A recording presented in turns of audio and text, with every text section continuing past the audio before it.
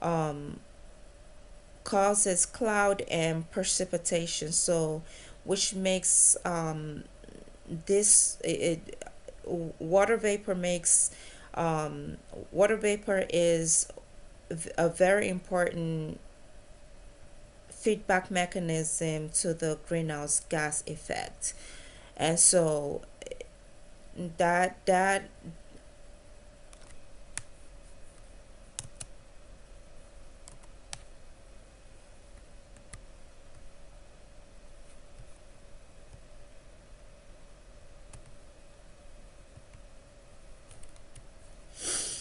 okay. So now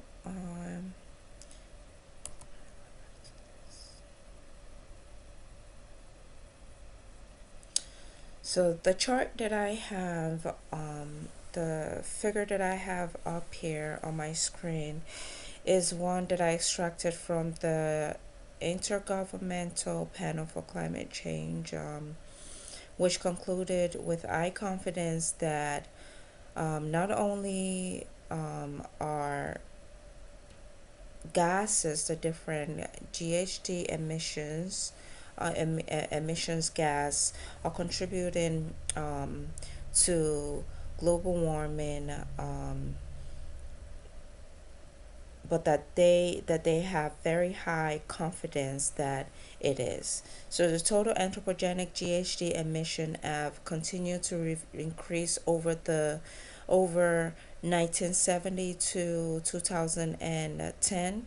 So it's been increasing from 1970 to 2010 with a large absolute decadal increase towards the end of this period, along with a very high confidence that they concluded that CO2 emission from fossil fuel combustion and industrial process contributed about 78% of the total GHG emissions increased from 1970 to 2010, with a similar percentage contribution for the period of 2000 to 2010. So now on to the non-scientific claim of an inconvenient truth. It was a bit difficult for me to find non-scientific claims, um, but I did find two. One is that politics is preventing action. Um, there is a consensus that politics is slowing down in the implementation of global warming prevention on a national level due to lack of understanding or due to personal agenda. For example, there's um, a theory out there that oil and gas company are slowing down, or lobbyists are slowing down the ability for greener and cleaner energy to progress and be available to the American citizens. This could be true, however, it's not scientific. I didn't find anything that deliberately or affirmatively stated that this is the fact. This could there's also a consensus that global warming policy is difficult to implement on a national level. It could be easier to implement, or rather on a global level, but implementation on a national level is really what would drive the global warming um, movement to decrease global warming or climate change in the future, but it has to be done on a national level.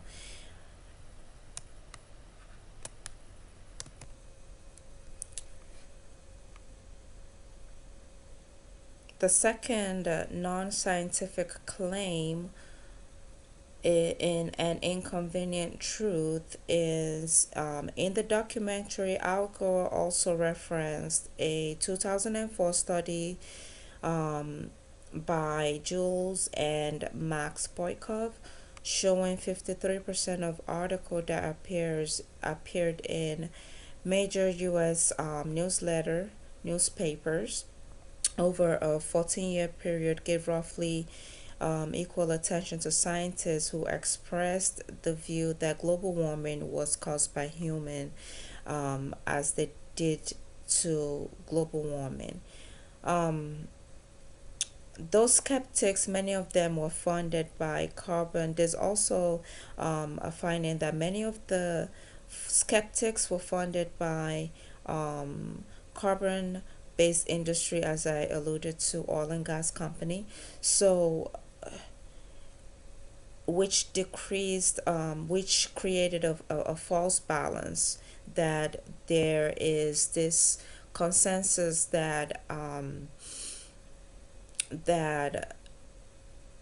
not all scientists agree on the idea that global warming is real. And although this article was published by Jules and Max Boykoff, um, there is it was a poll, so it's not scientific, and it it can be proven that this is the fact. Um, so those are the two non-scientific claims that I found. As I mentioned, it was pretty difficult for me to find non-scientific claim within um, the the documentary itself. Now, as far as non-scientific claims within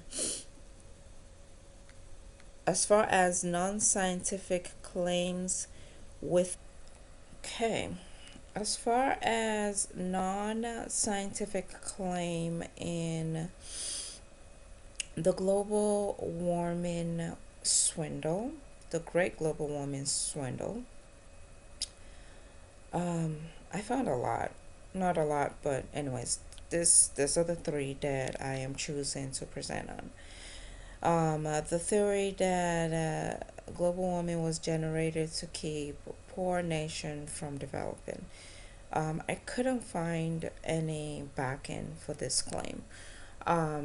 Yes, a developing country will suffer if a policy on a global level was made or agreed to decrease anthropogenic effect on global warming, due to the fact that these nations are still not developed yet, and energy is a crucial and important factor in the developmentation of these nations.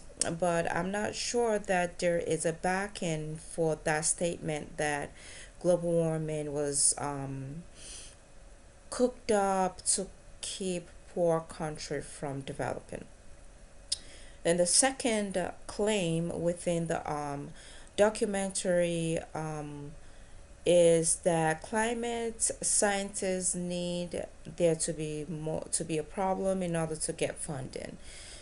Um, yes, there are funding to um, climate to back climate science, and over the past decade there's probably been a lot of funds that's been dedicated to um, supporting the effort to find ways to alleviate global warming, or to prove that global warming exists.